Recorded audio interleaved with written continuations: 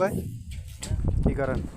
এই বান্ধিতেছি দেন তো ঠিক আছে নি ওস্তাদ এই বান্ধিছি এটা কেবলটা একটু লম্বা বেশি বুঝছেন কেবলটা দিয়ে বানলে লাভ কি? এটা একটু লম্বা বেশি আচ্ছা এজন্য একটু অসুবিধা হচ্ছে এখানে আমি ওস্তাদ কি এখন কেবলটা দিয়ে বানলে লাভ কি এটা বলেন আপনি। কেবলটা দিয়ে বানলে লাভ রয়েছে মনে করেন এই পাইপটা মানে যখন ঢালাই দেওয়া হবে তখন পাইপটা এদিক সেদিক হবে না, তাই পাইপটা ছুটে যাবে না, তাহলে পাইপ মিস হবে না।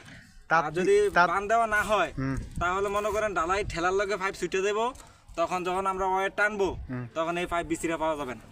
তো তার দিয়ে আর কেবল কোনটা দিয়ে সহজ? তার দিয়ে কিনলে না কেবলটাই দিয়ে সবচেয়ে বেশি সহজ, তার দিয়ে দেবে, কারণ নিচের পাইপের সাথে এটা বান দিতে হয় নিচের রডের সাথে।